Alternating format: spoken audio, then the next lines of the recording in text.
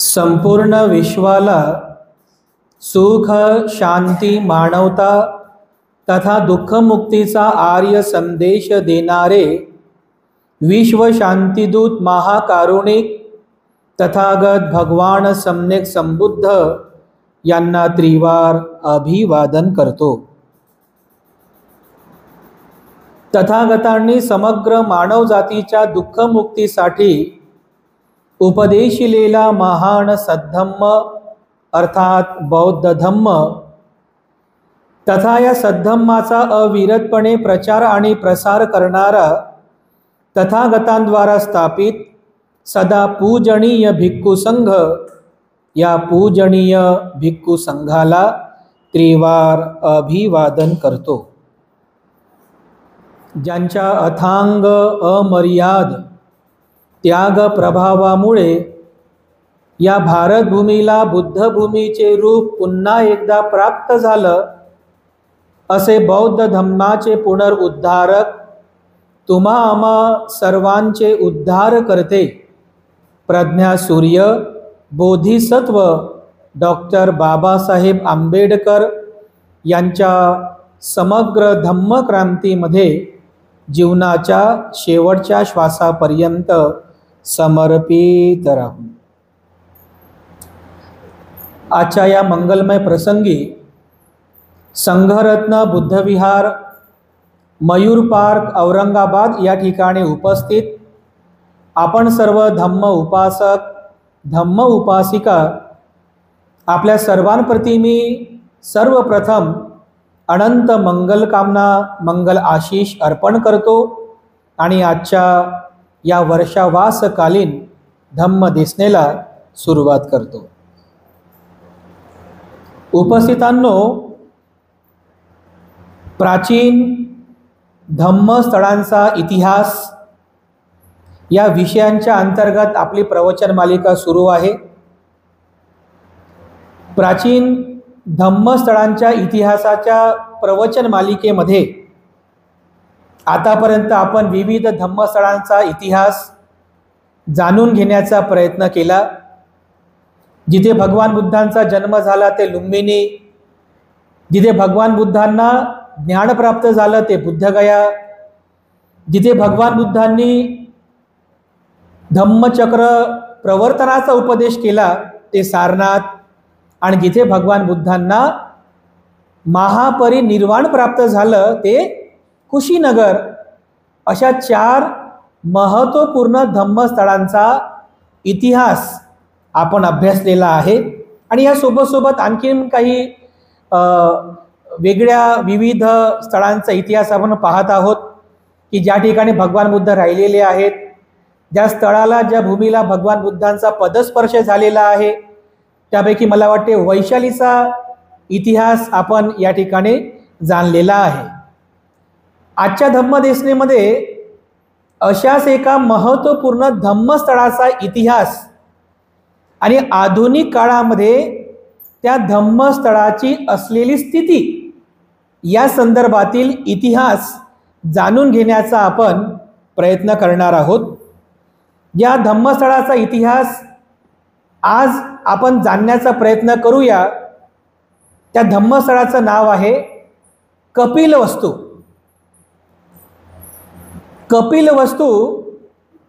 कपिलवस्तू म्हटलं की आपल्याला काही सांगायची आवश्यकताच नाही आहे।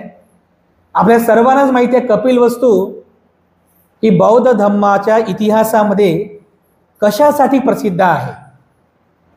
कपिलवस्तू म्हणजे सिद्धार्थ गौतमाची नगरी, की ज्या ठिकाणी सिद्धार्थ बोधिसत्व म्हणजेच भगवान बुद्ध 29 वर्षांपर्यंत राहिले।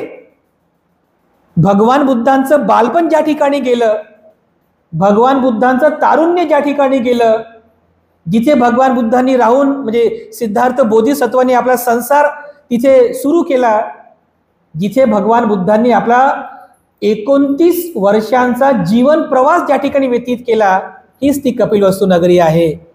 या कपिलवस्तू नगरीचा इतिहास सुद्धा जाणून घेणं अतिशय महत्त्वाचं आहे। या इतिहासाला जाणणं यासाठी महत्त्वाचं आहे कारण आजही म्हणजे या 2025 मध्ये अशी एक महत्त्वपूर्ण घटना घडलेली आहे आपल्या भारत देशामध्ये या जागतिक स्तरावर की त्या घटनेचा संबंध या कपिलवस्तूशी आहे. ती घटना कोणती आहे? तुम्हाला प्रवचनाच्या अगदी म्हणजे ओघाओघामध्ये ती घटना आपल्या प्रवचनामध्ये येईलच. ते तुम्हाला लगेच समजेल की 2025 मध्ये अशी कोणती घटना घडली की ज्या घटनेचा संबंध या कपिलवस्तू नगरीशी आहे. आपल्या सर्वांनाच माहिती आहे कपिलवस्तू नगरी म्हणजेच बोधिसत्व सिद्धार्थाची नगरी. कपिलवस्तू नगरीला कपिलवस्तू यासाठी म्हणतात असं साहित्यामध्ये उल्लेख आहे की कपिल नावाचा एक ऋषी मुनी त्या परिसरामध्ये राहत होता. त्याचं नाव कपिल होतं, कपिल नावाचा मुनी. आणि तो सांख्य दर्शन शास्त्रामध्ये पारंगत होता, पंडित होता. त्याच्या तिथल्या वसतीमुळं म्हणजे तो वसती म्हणजे राहणे, विहार करणे, त्या कपिल नावाच्या त्या ऋषीमुळं त्या नगराला कपिल वस्तू असं नाव पडलं असं साहित्यामध्ये उल्लेख आहे. ज्या वर्षी भगवान बुद्धांचा म्हणजे सिद्धार्थ गौतमाचा जन्म झाला त्या वर्षी या कपिल वस्तूमध्ये राजपद भूषवण्याची पाळी होती बोधिसत्व सिद्धार्थाचे पिता म्हणजेच राजा शुद्धोधन. तसं तर भगवान बुद्ध आणि त्यांचा धम्म या ग्रंथामध्ये आपण हा त्यांचा फॅमिलीचा जो काही वृत्तांत आहे ते सगळं आपण दरवर्षी वाचतोच आहोत, आपल्या सर्वांनाच माहिती आहे. पण विषय कपिल वस्तूचा आहे. तर कपिल वस्तूमध्ये जी लोक राहत होती त्या लोकांना म्हणायचे शाक्य लोक. ते शाक्य त्यांचा वंश होता. त्यांना असं वाटतं की आम्ही शाक्य वंशाचे आहोत, आम्ही अतिशय अभिमानी आहोत. असं म्हणतात की शाक्य लोक जे होते ते अभिमानी होते. म्हणजे त्यांच्यामध्ये स्वतःच्या वंशाविषयी असा म्हणजे काय म्हणतात गर्व होता की आम्ही उच्च वंशाचे आहोत, आम्ही उच्च जातीचे आहोत, असा त्यांच्यामध्ये एक गर्व होता. तर असं म्हटलेलं की कपिल वस्तूचे जे लोक होते त्या लोकांना शाक्य लोक म्हणायचे. जसं वैशालीचे लोक असतात त्यांना म्हणतात लिच्छवी, आहे की नाही? किंवा कुशीनगरचे लोक त्यांना म्हणतात मल्ल लोक, बरोबर आहे? किंवा रामग्रामचे कोलीय लोक. तसेच कपिल वस्तूचे शाक्य लोक हे त्या काळामध्ये अतिशय प्रसिद्ध होते. कारण कपिल वस्तू हे गणराज्य पद्धतीचं शासन होतं. आणि त्या ठिकाणी म्हणजे ज्यावेळेस सिद्धार्थ गौतमाचा जन्म झाला तेव्हा कपिल वस्तूचं राजपद भूषवण्याची पाळी ही राजा शुद्धोधनाची होती. आता राजा शुद्धोधन जो होता हा शाक्य वंशाचा होता. शाक्य वंशाचा असल्यामुळे तो राजा झाला. याला आणखीन 4 भाऊ होते, म्हणजे असे एकूण 5 भाऊ होते. म्हणजे भगवान बुद्ध म्हणजे सिद्धार्थाला 4 चुलते होते आणि 2 आत्या, अमिता आणि प्रमिता, आणि 4 काका चुलते होते. त्यांचं नाव होतं धौतोधन, शुक्लोधन, शाक्योधन आणि अमितोधन. आणि सर्वात मोठे जे भाऊ होते यांच्यामध्ये त्यांचं नाव होतं राजा शुद्धोधन. ते अर्थातच 5 भावांमध्ये ते मोठे असल्यामुळे राजपद त्यांच्या हाती आलं, ते राजा झाले. आणि कपिल वस्तूचे राजे म्हणून राजा शुद्धोधनाचा गौरव होता, त्यांचा भूषण होता. राजा शुद्धोधन आणि राणी महामाया यांना बऱ्याच वर्षांपर्यंत मुलं बाळ नव्हते. म्हणजे असं म्हटलेलं बरेच वर्ष झाली पण यांना मूल बाळ नव्हते. तर असंच एका आषाढी महिन्यामध्ये येणाऱ्या एखाद्या उत्सवाच्या दरम्यान या राणी महामायेने तो उत्सव उपवास धारण करून साजरा केला होता. बाकीचे जे शाक्य लोक होते ते शाक्य लोक मद्यपान करायचे, नृत्य करायचे, आहे की नाही? पण राणी महामायेने त्या उत्सवाच्या दरम्यान उपवासशील धारण केलं आणि दिवसभर तिने उपवासाचं पालन केलं. आणि त्यानंतर तिने दान पुण्य केलं, गरिबांना दान दिलं, कपड्यांचं दान दिलं, उपाशी आहे त्यांना अन्नाचं दान दिलं, असं दान पुण्य केलं बघा. आणि त्या रात्री राणी महामाया आणि राजा शुद्धोधन यांचा एकांत झाला, तिला गर्भसंभव झाला. मग तो इतिहास आपल्याला माहितच आहे. तिला स्वप्न पडलं, मग स्वप्नामध्ये सुमेध बोधिसत्वाचं येणं, तिला विनंती करणं, मला पुढचा जन्म घ्यायचा आहे, तुझ्या पोटी जन्म घेऊ का, तिसमीच हास्य करणं. तर हा सगळा इतिहास आपण आतापर्यंत बघितलेला आहे की कशा पद्धतीने राणी महामायेच्या पोटी सिद्धार्थ गौतमाचा जन्म होतो. लुंबिनीच्या इतिहासाच्या वेळेस मी तुम्हाला तो जन्माचा वृत्तांत पण सांगितलेला आहे की बऱ्याच वर्षानंतर जेव्हा राणी महामाईला गर्भसंभव झाला, ती 10 महिन्यांची गर्भवती होती आणि आपल्या माहेरी म्हणजे देवदह नगरीला जात असताना मध्ये तिला लुंबिनी वन लागलं. ज्या लुंबिनी वनामध्ये एका शाल वृक्षाच्या खाली उभ्या अवस्थेमध्येच अशी शाल वृक्षाची फांदी पकडून असताना राणी महामायेने बाळ सिद्धार्थाला जन्म दिला. ही जन्माची कथा आहे. आणि तेव्हापासून बघा, म्हणजे सिद्धार्थ गौतमाचा जन्मापासून तर सिद्धार्थ गौतमाच्या वयाच्या 29व्या वर्षांपर्यंत म्हणजे 29 वर्ष भगवान बुद्धांनी या कपिलवस्तू नगरीमध्ये व्यतीत केलेली आहे. सिद्धार्थ गौतम यांचं बालपण गेलं. जेव्हा ते 8 वर्षांचे झाले होते तेव्हा 8 वर्षाच्या नंतर त्यांच्या विद्यारंभास सुरुवात झाली होती कपिलवस्तूमध्ये. त्याच राजमहलामध्ये म्हणजे असं म्हणतात की राजा शुद्धोधन हे राजे होतेच, पण अत्यंत श्रीमंत होते. हजारो एकर शेती त्यांच्याकडे होती आणि शेकडो नांगर त्यांच्या म्हणजे शेतीमध्ये चालायचे. बघा, एवढंच काय, आपण असंही वाचतो की सिद्धार्थाला राहण्यासाठी 3 महल होती. उन्हाळ्यामध्ये राहण्यासाठी वेगळा महल की जेणेकरून गरमीचा त्रास होऊ नये, हिवाळ्यामध्ये राहण्यासाठी वेगळा महल की जेणेकरून थंडीचा त्रास होऊ नये, पावसाळ्यामध्ये राहण्यासाठी वेगळा महल जेणेकरून पावसाचा पण त्रास होऊ नये. किती श्रीमंत होते बघा ते. अशा श्रीमंत कुळामध्ये सिद्धार्थ गौतमाचा जन्म झाला होता. आणि गुरुकुल पद्धतीप्रमाणे वयाच्या 8व्या वर्षापासून याच कपिलवस्तू नगरीमध्ये सिद्धार्थ गौतमाच्या विद्यारंभाला सुरुवात झाली. शिक्षणाला तर सुरुवातीला म्हणजे महामायेला पडलेल्या स्वप्नाचा अर्थ सांगण्यासाठी जे 8 ब्राह्मण आले होते, तेच 8 ब्राह्मण सिद्धार्थ गौतमाचे पहिले गुरु झाले.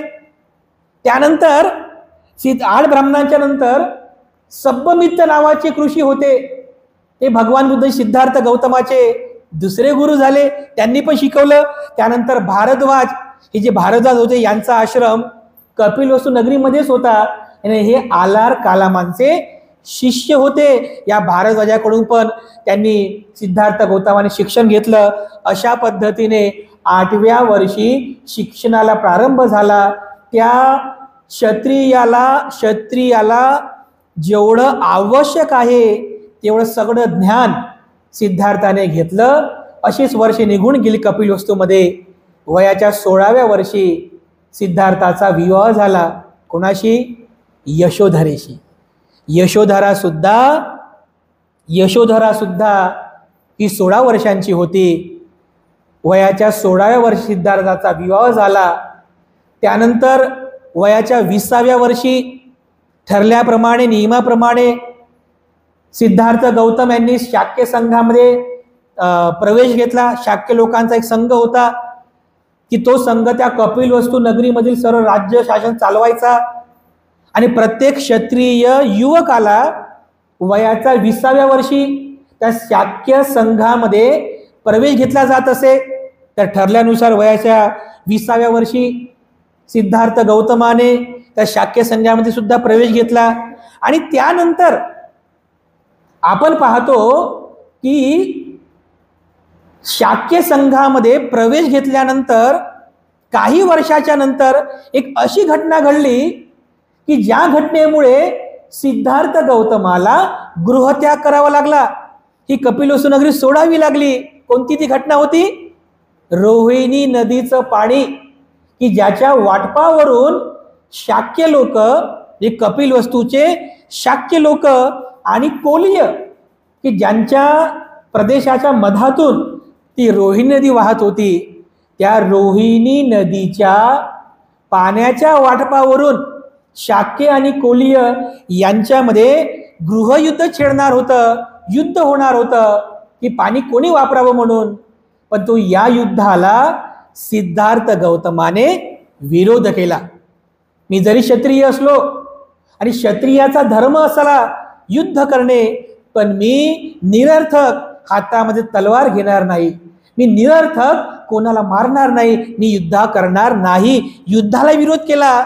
तर शाक्य संघाचे सदस्य होते म्हणून शाक्य संघाने त्यांच्यावरती आरोप करून त्यांना दंड दिला. तर दंड कोणता होता? तो गृहत्याग, देशत्याग. शाक्य संघाच्या नियमानुसार सिद्धार्थाने तो दंड स्वीकार केला की मी विरोध केला तर मी तो दंड स्वीकार करेल, मी भोगेल, परंतु माझ्या शिक्षेचा दंड हा माझ्या परिवाराला देऊ नका, माझ्या परिवारा बहिष्कार टाकू नका. तर बघा, वयाच्या 29व्या वर्षी सिद्धार्थ गौतमाने शाक्य संघाचं सभासदत्व सोडलं आणि कपिलवस्तू नगरीचा त्याग केला. हा 29 वर्षांचा इतिहास मी तुम्हाला फक्त शॉर्ट मध्ये सांगितलेला आहे. शॉर्टमध्ये की या वयाच्या 29व्या वर्षांपर्यंत सिद्धार्थ गौतम या कपिलवस्तू नगरीमध्ये राहिले आणि वयाच्या 29व्या वर्षी सिद्धार्थ गौतम या कपिलवस्तू नगरीचा त्याग करतात. आपले पिता राजा शुद्धोधन, आई राणी महामाया तर म्हणजे सिद्धार्थ बालपणातच मरण पावली होती. त्यानंतर राणी महाप्रजापती गौतमी, तिचा त्याग केला. पत्नी यशोधरा, त्यानंतर राहुल, सर्वांचा त्याग केला. आपली मित्र मंडळी, आपले चुलत भाऊ, मामे, आते भाऊ, या मित्रमंडळी सर्वांचा त्याग करून वयाच्या 29व्या वर्षी सिद्धार्थ गौतमाने कपिलवस्तू नगरीचा त्याग केला, देश त्याग केला. बघा, तर असं म्हणतात की ज्या वेळेस सिद्धार्थ गौतम हे देश त्यागाला निघाले होते तर त्यांचा प्रिय घोडा कंठक आणि त्यांचा प्रिय सेवक छन्न हे त्यांच्या सोबत होते. अनोभा नदीपर्यंत पोहोचले होते, तिथपर्यंत त्यांनी साथ दिली. त्यानंतर सिद्धार्थ म्हणतात की आता तुम्ही परत निघा, आपली साथपर्यंत इथपर्यंतच आहे. तर असं म्हटलेलं की कपिलवस्तू नगरीमध्ये भारद्वाज नावाच्या त्या मुनीचा एक आश्रम होता आणि त्यांनी असं ठरवलं सिद्धार्थाने की भारद्वाज ऋषींकडूनच मी म्हणजे प्रवज्जा घ्यावी. तर प्रवज्जा घेण्यासाठी आवश्यक असणारे अशा प्रकारचे जे भगवे वस्त्र असतात, हे भगवे वस्त्र आणि भिक्षापात्र त्यांचे चुलत भाऊ महानाम यांनी सिद्धार्थाला दिले. भारद्वाजाकडून दीक्षा ग्रहण केली, प्रवज्जा झाली आणि अशा प्रकारे सिद्धार्थ गौतम हे गृहत्याग करून प्रवज्जा घेऊन निघून जातात. त्यानंतरचा इतिहास आपल्या सर्वांनाच माहिती आहे. 6 वर्षांची खडतर तपश्चर्या भगवान बुद्धांनी केली. बुद्धगयेला भगवान बुद्धांना ज्ञान प्राप्त झालं. सारनाथमध्ये धम्मचक्र प्रवर्तनाचा उपदेश केला, भिक्खू संघाची स्थापना केली. तिथून भगवान बुद्ध राजगीरला येतात, राजा बिंबिसाराची भेट घेतात. राजा बिंबिसारा पण धम्मदीक्षा देतात. तर बघा, 6 वर्ष गृहत्यागाची म्हणजे 29व्या वर्षात गृहत्याग केला, 6 वर्ष खडतर तपश्चर्या केली. त्यानंतर म्हणजे वयाच्या 35व्या वर्षी भगवान बुद्धांना ज्ञान प्राप्त होते आणि त्याच वर्षी भगवान बुद्ध आपला पहिला वर्षाव सुद्धा करतात सारनाथमध्ये आणि तिथून भगवान बुद्ध राजगीरला वेळूवनामध्ये येतात. या दरम्यान राजा शुद्धोधनाला खूप आठवण येते सिद्धार्थाची. तो आपल्या एका महामंत्र्याला म्हणतो, त्याचं नाव असते कालुदाई. तो कालुदाई नावाचा एक महामंत्री असतो, त्याला म्हणतो शुद्धोधन की जा, माझे जे पुत्र आहेत सिद्धार्थ, जे आता बुद्ध झालेले आहेत, सगळीकडे त्यांची ख्याती आहे, त्यांना जाऊन तुम्ही भेटा. त्यांना जाऊन सांगा की तुमचे पिता अत्यंत वृद्ध झालेले आहेत, त्यांच्या शरीरामध्ये त्राण राहिलेला नाहीये, तर किमान त्यांना भेटण्यासाठी तुम्ही कपिलवस्तू नदीला यावं.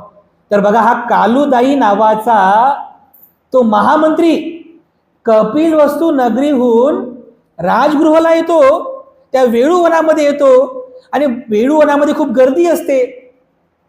गर्दीच्या मागेच उभा राहतो. तिथे भगवान बुद्ध उपदेश करत असतात आणि तो सुद्धा उपदेश ऐकतो. उपदेश ऐकताच त्याच्या मनामध्ये एवढं परिवर्तन होऊन जाते, त्या गर्दीतून वाट काढत काढत तो समोर येतो. तो कशासाठी आलेला असतो? किंवा तुमचे पिता तुमची आठवण करत आहेत, तर कपिलवस्तूला चला असं म्हणण्यासाठी आलेला असतो. पण बुद्धाचं प्रवचन ऐकून तो एवढा म्हणजे प्रवचन ऐकून त्याचं मनाचं एवढं परिवर्तन होते, त्या गर्दीतून वाट काढत तो पुढे येतो, खाली बसतो आणि बुद्धांना अभिवादन करून म्हणतो की भगवान मला प्रवचित करावं. बघा, म्हणजे बुद्धाच्या प्रवचनाचा एवढा प्रभाव की ऐकताच लोकांचं मत परिवर्तन होऊन जायचं. हा म्हणतो कालुदाई महामंत्री मला प्रवचित करावे. भगवान बुद्ध त्याला प्रवचित करतात. तो भिक्षू होतो, ध्यान मनन चिंतन करून तो पण अरहंत होतो. बघा, तो कालुदाई तोही अरहंत होतो. आणि अशा पद्धतीने काही महिने निघून जातात. काही महिने निघून गेल्याच्या नंतर मार्च महिन्यामध्ये जी फाल्गुन पौर्णिमा येते, त्या पौर्णिमेला असंच बसलेले असताना कालुदाईला त्याला आठवण येते की अरे, राजा शुद्धोधनाने आपल्याला हा संदेश घेऊन पाठवलं होतं की तुम्ही सिद्धार्थाला भेट घेण्यासाठी परत एकदा कपिलवस्तू नगरीला घेऊन या. त्याला स्मरण होते आणि मग स्मरण झाल्याबरोबर तो भगवान बुद्धांना भेटतो. भगवान बुद्धांना म्हणतो की भगवान, मी अशा संदेश घेऊन आलो होतो, पण तुमचं प्रवचन ऐकून मी मोहित झालो आणि प्रवज्ञा ग्रहण केली. आपले पिताश्री खूप वृद्ध झालेले आहेत, त्याच्या शरीरामध्ये त्राण राहिलेला नाही आहे, ते तुमचं खूप स्मरण करत आहेत भगवान. तर कृपया करून करुणा करावी आणि आपण पिताश्रींची भेट घेण्यासाठी कपिलवस्तू नगरीला चलावं. तर भगवान बुद्ध त्याचा ते ऐकतात. सर्व बाकी भिक्षूंना जवळ बोलवतात. त्याला सरळ सांगतात की भिक्षूंनो, सध्या जे वातावरण आहे चांगलं वातावरण आहे, सगळीकडे हिरवगार वातावरण आहे, तर आपण पुढील विहार कपिलवस्तू नगरीला करूया. तर भगवान बुद्ध राजगृहून कपिलवस्तू नगरीला जातात. बघा, 7 वर्षानंतर म्हणजे गृहत्याग करून, कपिलवस्तू नगरीचा त्याग करून, गृहत्याग करून भगवान बुद्ध 7 वर्षानंतर पहिल्यांदा आलेले असतात. कपिलवस्तू नगरीमध्ये भिक्खू संघासमवेत कपिलवस्तू नगरीला येत आहेत. तर राजा शुद्धोधन पण विचार करतो की आता जे बुद्ध जे आहे, मी सिद्धार्थ राहिलेले नाही, ते बुद्ध झालेले आहेत, तर त्यांच्या राहण्यासाठी आपण व्यवस्था करायला पाहिजे. म्हणून त्या कपिलवस्तू नगरीमध्येच निग्रोधाराम नावाच्या विहाराची निर्मिती राजा शुद्धोधन करतो. या निग्रोधाराम विहाराचे अवशेष आज पण नेपाळमध्ये आहे. त्यावेळेस सगळं भारतच होता, एकच होता, पण नेपाळमध्ये जर तुम्ही गेलात तर फार आतमध्ये जावं लागते. बघा, राजा शुद्धोधनाने जे निग्रोधाराम नावाचं विहार बांधलं, त्या विहाराचे अवशेष आज पण नेपाळमध्ये आहेत.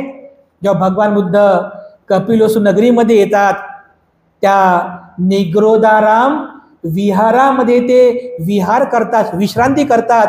एक दिवस निघून जातो, दुसऱ्या दिवशी महलामध्ये प्रवेश करतात. त्यानंतर राहुलाचा प्रसंग आहे. यशोधरा राहुल 7 वर्षांच्या राहुलाला खूप सुंदर पद्धतीने सजवते आणि त्याला सजवल्यानंतर मग ती यशोधरा राहुलाला म्हणते की राहुला बाळ, ते बघ, ते जे आहेत ना, ते जे महापुरुषासारखे जे दिसत आहेत ना, अत्यंत प्रखर तेजस्वी, ते भगवान, ते तुझे पिता आहेत. जा त्यांना आपला दायाद माग. दायाद म्हणजे वारसा, त्यांना आपला दायाद माग. तर बघा, हा 7 वर्षांचा राहुल, हे सगळ्या घटना कपिलवस्तूच्या आहेत. तो 7 वर्षांचा राहुल अशा बाळ पावलाने भगवान बुद्धांच्या जवळ जातो. भगवान बुद्धांच्या अगदी सावलीच्या अंतरापर्यंत जातो. सावलीच्या अंतरापर्यंत गेला रे गेला, त्याच्या मुखातून दायाद असं शब्द निघत नाही. त्याच्या मुखातून शब्द निघतो की अरे श्रमणा, तुझी छाया किती कोमल आहे, किती सुखकर आहे, असं वाटतं की जीवनभरपर्यंत या सावलीमध्येच राहावं, या छायेमध्येच राहावं. काय राहुल बाळ म्हणतो, तुम्ही माझे पिता आहात ना? भगवान म्हणतात की हो, मीच तुझा पिता आहे. मग माझा दायाद मला द्या. दायाद म्हणजे वारसा, हे सोनं चांदी दागिने, हे महल, हे शेती, हे घोडे, हे रथ, हे हत्ती, हा माझा वारसा. म्हणजे बापाच्या नंतर मुलालाच मिळतो. तुम्ही माझे पिता आहात तर मला माझा दायाद द्या, मला माझा वारसा द्या. भगवान बुद्ध सारीपुत्ताकडे पाहतात आणि सारीपुत्ताला म्हणतात की सारीपुत्ता, माझा पुत्र राहुल वारसा मागतोय. माझा पुत्र राहुल वारसा मागतो आहे, पण जे नश्वर आहे, कारण हे सगळं नश्वरच होणार एक ना एक दिवस. सोनं चांदी दागिने हे सगळं एक ना एक दिवस नष्ट होणार आहे. असं नष्ट होणार आणि ज्याच्या अतिसंग्रहाने माणूस लोभी होतो, माणूस दुखी होतो, अशा दुःख देणाऱ्या, नष्ट होणाऱ्या सोनं चांदीचा वारसा मी माझ्या पुत्राला कसा देऊ? राहुला, माझ्याकडे असा वारसा आहे की जो तुला आजीवनपर्यंत सुखी करणारा आहे. तो वारसा तुला पाहिजे का? 7 वर्षाचा राहुल काय म्हणेल? हो भगवान, मला पाहिजे. लगेच ताबडतोब त्याच ठिकाणी भगवान बुद्ध सारीपुत्ताला म्हणतात की सारीपुत्त, राहुलाला प्रवज्जित करा. सारीपुत्त भंतेच्या हस्ते राहुलाची सुद्धा प्रवज्जा होते. पण ही बातमी जेव्हा राजा शुद्धोधनाला समजते, तर राजा शुद्धोधन ही निग्रोधरा विहारामध्ये येतो, अभिवादन करतो आणि मग खंत मांडतो की भगवान तुम्ही, म्हणजे भगवान तुम्ही जेव्हा गृहत्याग केला तेव्हा मी दुःखी झालो होतो भगवान, पण नंतर मी स्वतःला सावरलं. पण नंतर भगवान तुम्ही नंदची सुद्धा प्रवज्जा केली, त्यावेळी सुद्धा मी अत्यंत दुःखी झालो भगवान. पण भगवान आताही तुम्ही माता पित्यांची परवानगी न घेता राहुलाची प्रवज्जा केली भगवान, यामुळे मी अत्यंत दुःखी झालेलो आहे भगवान. आपण या संदर्भात काहीतरी नियम बनवला पाहिजे. तर तेव्हा त्या निग्रोधाराम विहारामध्ये भगवान बुद्ध नियम करतात, जोपर्यंत आई वडिलांची परवानगी मिळणार नाही तोपर्यंत कोणीही कोणाला दीक्षा देऊ नये, कोणाला प्रवजित करू नये. हे राहुलामुळे हा नियम, म्हणजे राजा शुद्धोधनाच्या पुढाकारामुळं राहुलाच्या दीक्षा प्रसंगी केलेला हा नियम आहे. तेव्हा भगवान बुद्धाने नियम बनवला होता. तर बघा, ह्या सगळ्याच्या घटना आहे, ह्या सगळ्या घटना त्या कपिलवस्तू नगरीमध्ये घडलेल्या आहेत. नंतर भगवान बुद्ध निघून जातात. पुढील त्यांचा वर्षावास राजगृहाला होतो आणि असं वर्षावास करून धम्माचा प्रचार प्रसार करत करत करत करत वयाच्या 80व्या वर्षी भगवान बुद्ध कुशीनगरमध्ये महापरिनिर्वाणास प्राप्त होतात. त्यानंतर भगवान बुद्ध पुन्हा कपिलवस्तू नगरीला गेल्याचा उल्लेख इतिहासामध्ये नाही आहे, बस एकदाच. त्यानंतर बुद्ध कपिलवस्तूला गेले नाही. जेव्हा भगवान बुद्धांचं महापरिनिर्वाण झालं, मी मागे पण तुम्हाला बोललो की भगवान बुद्धांच्या अस्थींचे 8 भाग करण्यात आले होते, बरोबर आहे. आणि ज्यांना ज्यांना भगवान बुद्धांच्या या अस्थी प्राप्त झाल्या त्या सर्वांनी त्यांच्या त्यांच्या राज्यामध्ये जाऊन बुद्ध अस्थींवरती भव्य स्तूपाची निर्मिती केली. त्यामध्ये राजगृहचा राजा अजातशत्रू याला एक भाग प्राप्त झाला होता. कुशीनगर आणि पावाचे मल्ल लोक होते, यांना सुद्धा प्राप्त झाला. त्यानंतर वैशालीचे लिच्छवी लोक, त्यानंतर रामग्रामचे कोलीय लोक, वेटदीपचे ब्राह्मण लोक आणि अल्लकप्पचे बोली लोक, आणि त्यानंतर हेच कपिलवस्तूचे शाक्य लोक, यांना सुद्धा भगवान बुद्धांच्या अस्थी प्राप्त झाल्या होत्या. तर कपिलवस्तू त्या शाक्य लोकांनी एका सोन्याच्या पात्रामध्ये त्या अस्थी अत्यंत श्रद्धापूर्वक कपिलवस्तू नगरीमध्ये घेऊन आले. कपिलवस्तूचे शाक्य लोक त्या प्रवेशद्वारावरच असं बँड बाजा सहित हात जोडून त्या बुद्ध अस्थींचं स्वागत करण्यासाठी, त्या बुद्ध अस्थींचं दर्शन करण्यासाठी तयारच होते. जेव्हा ते शाक्य कुमार बुद्धांच्या अस्थी घेऊन आले तर गाजावाजामध्ये त्या सर्वांनी बुद्ध अस्थींना अभिवादन केलं, बुद्ध अस्थींचं दर्शन घेतलं आणि ठरल्याप्रमाणे कपिलवस्तूच्या शाक्य लोकांनी या बुद्ध अस्थींवरती भव्य स्तूपाची निर्मिती केली. आता हे स्तूप कसे निर्माण करतात आणि त्या स्तूपामध्ये बुद्धाच्या अस्थी कशा प्रतिष्ठापित करतात हे तुम्हाला मागे पण बोललेलो मी. असं एकदम असं मोठं भव्य असं गोलाकार बांधकाम करतात. त्याच्यानंतर त्या विटांना असं निमुळतं करत करत करत करत 50% बांधकाम करतात. मग वरच्या बाजूला एक अशी खोली तयार करतात. मग त्या खोलीमध्ये एका म्हणजे मातीच्या काय म्हणतो तुम्ही माठ, एका मातीच्या माठामध्ये भगवान बुद्धांच्या अस्थी ठेवायच्या, त्याचं तोंड कपड्याने बांधायचं किंवा एखादी प्लेट ठेवायची. त्यानंतर ते मातीचं माठ, ते अस्थि कलश त्या रूममध्ये ठेवायचा. त्याच्या सोबत आजूबाजूला त्या काळातले काशारपण, सोनं, चांदी, दागदागिने, माणिक, मोती, नीलम अशा सगळ्या जडी जवाहरात त्या अस्थीसोबत ठेवायच्या. त्याच्यावरती एक प्लेट ठेवायची आणि उर्वरित बांधकाम त्याला पूर्ण करायचं. असं त्या याच्यामध्ये स्तूपामध्ये अस्थी प्रतिष्ठापित करण्याची परंपरा होती. कपिलवस्तूच्या शाक्य लोकांनी अगदी भव्य अशा स्तूपाची निर्मिती केली. या बुद्धांच्या अस्थी त्या स्तूपामध्ये प्रतिष्ठापित केल्या. त्या स्तूपाची पूजा होण्यासाठी तिच्या आजूबाजूला भिक्षूंना राहण्याकरिता विहाराची निर्मिती केली, संघारामांची निर्मिती केली. आणि पुढील अनेक वर्षांपर्यंत असं म्हणतात की सम्राट अशोक सुद्धा कपिलवस्तू नगरीला आला, त्याने त्या स्तूपाची पूजा केली आणि शाक्य लोकांनी त्या कपिलवस्तू नगरीमध्ये जे संघाराम निर्माण केले होते त्याचा पुनर्संस्कार केला, त्या विहारांची उंची वाढवली आणि पुन्हा तिथे भिक्षूंची राहण्याची व्यवस्था केली. पुढील अनेक वर्षांपर्यंत हे कपिलवस्तूच्या शाक्य लोकांनी बांधलेलं जे स्तूप होता हे स्तूप लोकांसाठी पूजनीय होता.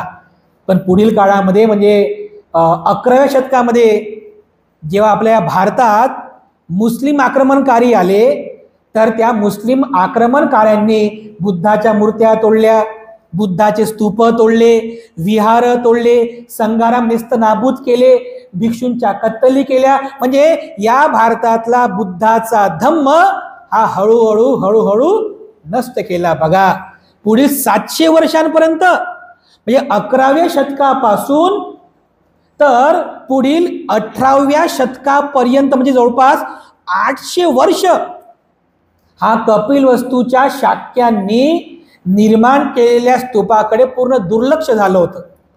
त्याच्यावरती माती साचली, त्या मातीवरती मग पुन्हा पाऊस पडलं, पावसावर त्याच्यानंतर पशुपक्ष्यांच्या विष्ठा, मग त्याच्यातून गवत उगवलं, रोपटे उगवले, झाडं झुडपं उगवली. अशा प्रकारे ते जे स्तूप होता तो स्तूप पूर्णपणे मातीखाली असा लपून गेला. बघा पण त्याचं उत्खनन झालं ब्रिटिशांच्या काळामध्ये. सहज जर कोणी बघितलं तर असं वाटत नव्हतं की या मातीच्या ढिगाऱ्याच्या आतमध्ये कपिलवस्तूंचा शाक्यांचा स्तूप असेल. परंतु ब्रिटिश काळामध्ये 1898 हे साल तुम्ही लक्षात ठेवा. 1898 वर्षी एक ब्रिटिश अधिकारी ज्याचं नाव होतं विलियम पेपे, त्या विलियम पेपेनं हुयान्त्सांगची डायरी वाचली आणि त्या डायरी वाचून शोध घेत घेत तो त्या कपिलवस्तू नगरीमध्ये आला जिथे शाक्य लोकांचा स्तूप बांधला होता. त्याने ते मातीचा ढिगारा बघितला तर त्याने ब्रिटिश अधिकाऱ्याने सरकारच्या साह्याने त्याचं उत्खनन केलं, ती माती स्वच्छ केली आणि माती स्वच्छ करत करत करत करत जेव्हा तो त्या स्तूपाच्या वरून असं खोदत खोदत खोदत खोदत जेव्हा तो 10 फुटांपर्यंत खाली आला, त्या स्तूपाच्या आतमध्ये 10 फुटांपर्यंत खाली आला तर त्याला एक दगडाची अशी पेटी सापडली. दगडाची पेटी सापडली आणि त्या पेटीमध्ये जेव्हा त्याने त्या पेटीचा तो दरवाजा असा उघडला तर त्या पेटीमध्ये त्याला 5 मातीचे कलश आढळले. मातीचे कलश त्यापैकी एक जो कलश होता त्या कलशावरती ब्राह्मी लिपीमध्ये लिहिलं होतं. त्याचा अर्थ होतो की शाक्यांच्या ताब्यातील बुद्धांच्या अस्थी, असं त्या कलशावरती लिहिलं होतं. शाक्यांच्या ताब्यातील बुद्धांच्या अस्थी. जेव्हा त्याने त्या कलशाचं ते प्लेट उचलली तर त्याच्यामध्ये त्याला भगवान बुद्धांच्या अस्थी सापडल्या.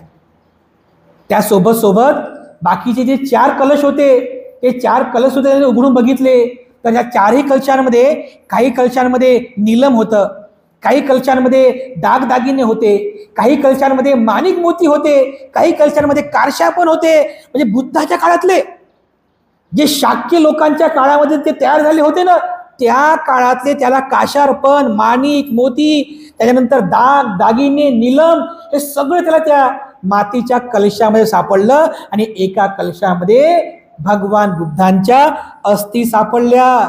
बघा, त्या ज्या अस्थी होत्या त्या अस्थी त्याने जेव्हा बाहेर काढल्या, त्याने त्या अस्थी चेक केल्या वैज्ञानिकांकडून, तर तेव्हा समजलं की या अस्थी ज्या आहेत या अस्थी 2500 वर्ष जुन्या आहेत. अर्थातच या अस्थी भगवान बुद्धांच्या आहेत.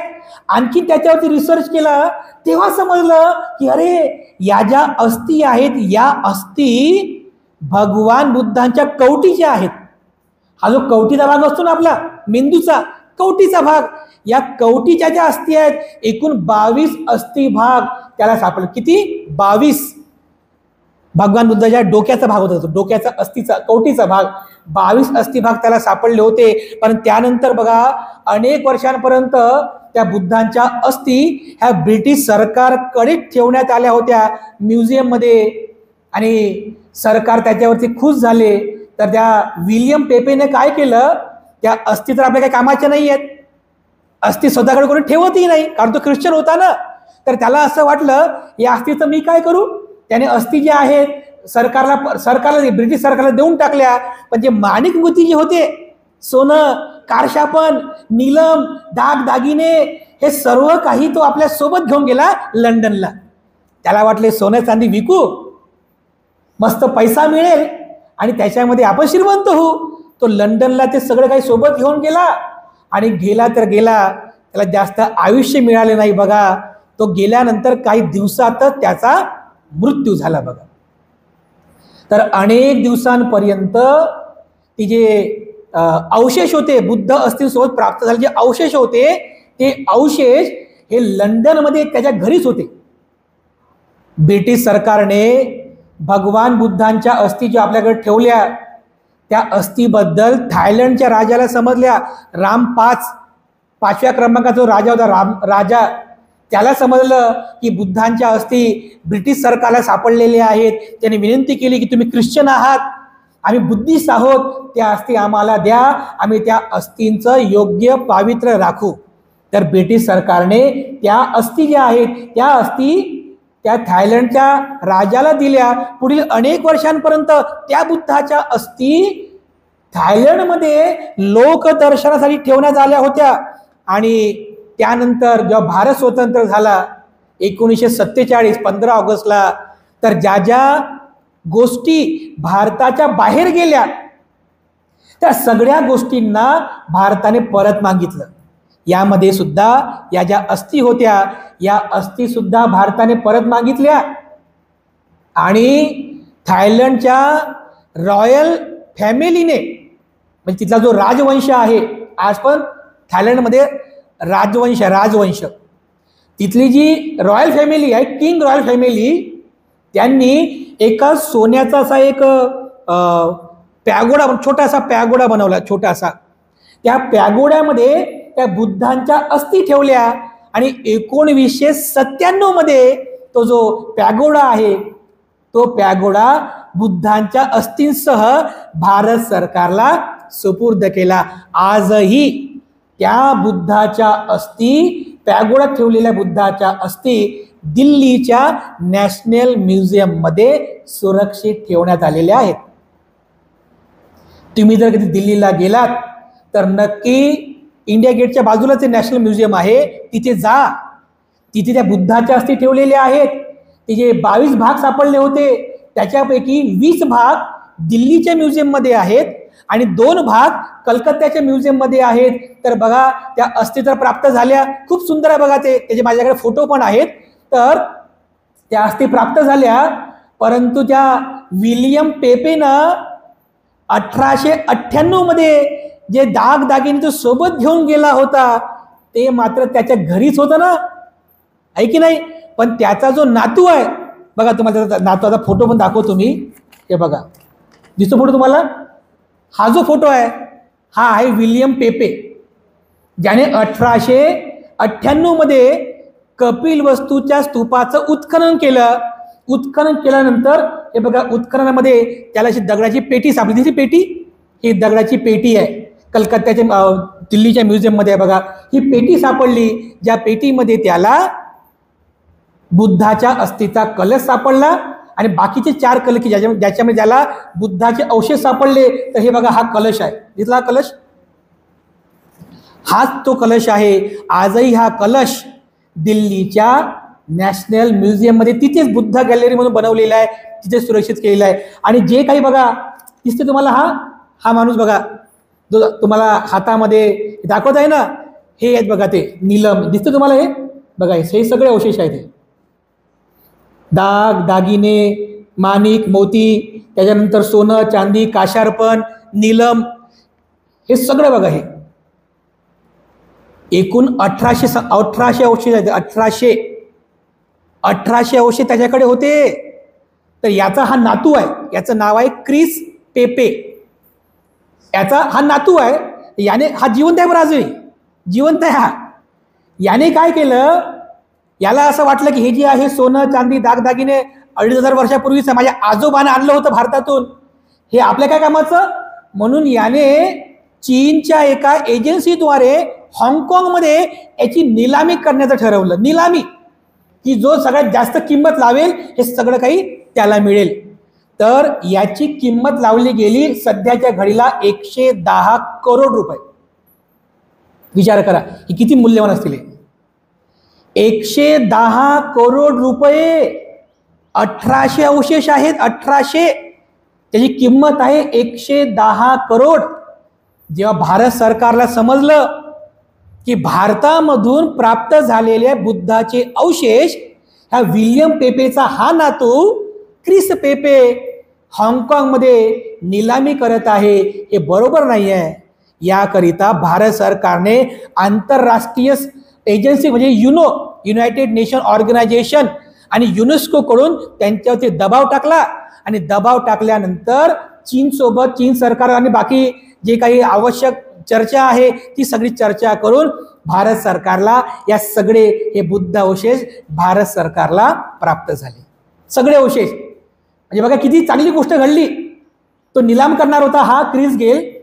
हे सगळे 1800 बुद्ध अवशेष भारत सरकारचं जे संस्कृती मंत्रालय आहे त्या संस्कृती मंत्रालयाला प्राप्त झाले. आणि आताच बघा म्हणजे मे महिन्यामध्ये, आता जे मे महिना गेला ना, या मे महिन्याच्याच बुद्ध पौर्णिमेला हाँगकाँगमध्ये याची निलामी होणार होती. पण आता त्या बुद्ध अवशेषांना भारत सरकारला प्राप्त झालं. तर आता 30 जुलै 2025ला दिल्लीच्या नॅशनल म्युझियममध्ये त्या ठिकाणी या बुद्ध अवशेषांना तिथे सुरक्षित ठेवण्यात आलेले आहेत.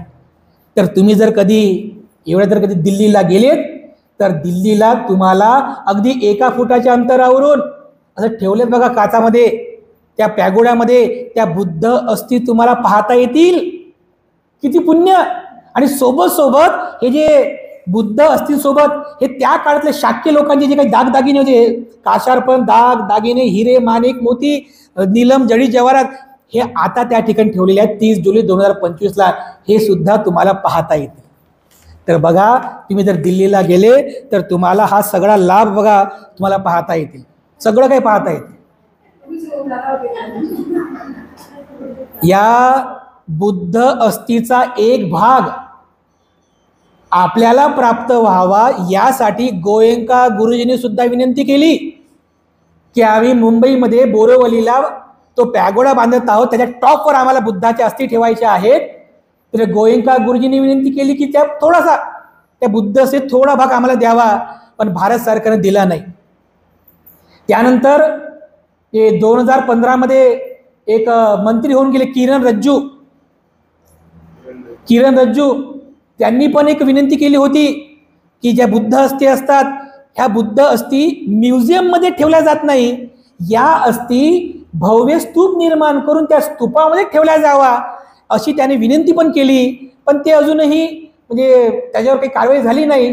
काही वर्षांपूर्वी आम्ही पण गेलो होतो, करुणानंद भंते, ज्ञानदक्षिण भंतेजी, धम्मबोधी भंतेजी, आम्ही गेलो, दिल्लीला गेलो, या बुद्ध अस्थीचं दर्शन घेतलं आणि त्या आर्किओलॉजीवाल्यांना आम्ही एक निवेदन सुद्धा दिलं होतं की या बुद्ध अस्थी म्युझियममध्ये ठेवू नये, याकरिता दिल्ली सरकार आणि केंद्र सरकारने दिल्लीच्याच आजूबाजूला कुठेतरी जागा पाहावी, त्याच्यावर भव्य स्तूप निर्माण करावा आणि या बुद्ध अस्थी तिथे प्रतिष्ठापित कराव्या की जेणेकरून जगातले येणारे जे बौद्ध लोक आहेत त्यांना त्या बुद्ध अस्थींचं दर्शन करता येईल.